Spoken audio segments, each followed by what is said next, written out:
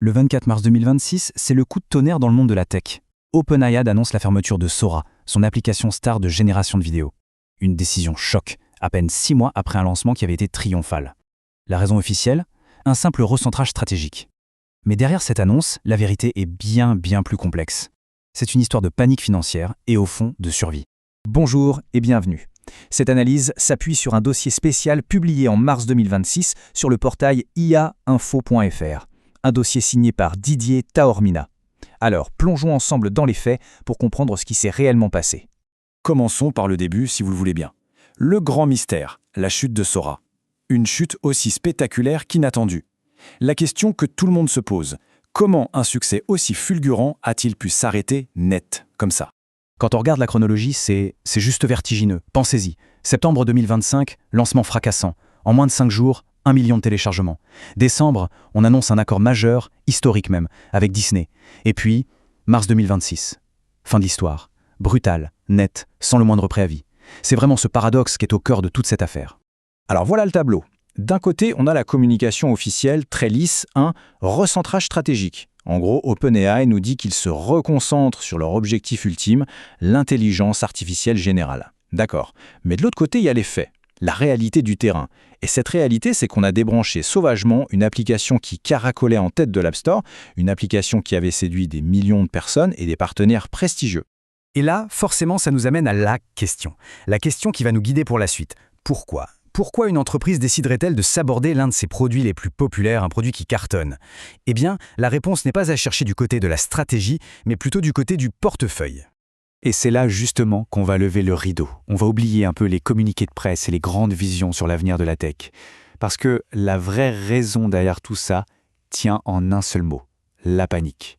Une panique purement et simplement financière. Le premier chiffre, celui qui explique presque tout, le voici, $1,69. C'est ce qu'OpenAI dépensait pour chaque petit dollar qui rentrait dans ses caisses. Faites le calcul, c'est une équation impossible. Aucune entreprise ne peut survivre comme ça, en perdant de l'argent sur chaque vente. Le modèle économique était tout simplement cassé, dès le départ. Et forcément, les conséquences de ça, elles sont vertigineuses. Pour l'année 2025, tenez-vous bien, l'entreprise anticipait une perte nette de 9 milliards de dollars. 9 milliards. Là, on ne parle plus de spéculation, ce sont les chiffres bruts de la trésorerie, ceux qui ne pardonnent pas. La situation était tellement extrême que même les analystes de la Deutsche Bank ont résumé ça de manière très directe. Ils ont dit, et je cite, « Aucune start-up dans l'histoire n'a jamais fonctionné avec des pertes d'une telle ampleur. » Voilà, tout est dit. Mais alors pourquoi Sora en particulier ? Pourquoi est-ce que ça coûtait si cher ? Tout vient de ce qu'on appelle le coût d'inférence. En gros, c'est le coût réel en électricité et en puissance de calcul pour faire tourner le modèle d'IA. Et pour la vidéo, c'est une autre histoire. Il faut traiter 24, parfois 30 images à chaque seconde. Ce coût n'augmente pas un peu, il explose littéralement. Sora n'était plus un projet, c'était devenu un luxe. Un luxe que l'entreprise ne pouvait tout simplement plus se payer. Donc, face à ce gouffre financier, OpenAI a été forcé de pivoter, de changer de cap. Mais attention, ce n'était pas un choix visionnaire, pas du tout.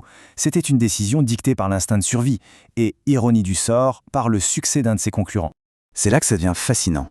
Il faut comparer les deux approches sur le marché. D'un côté, OpenAI partait un peu dans tous les sens. La vidéo grand public avec Sora, les partenariats culturels, une stratégie un peu dispersée.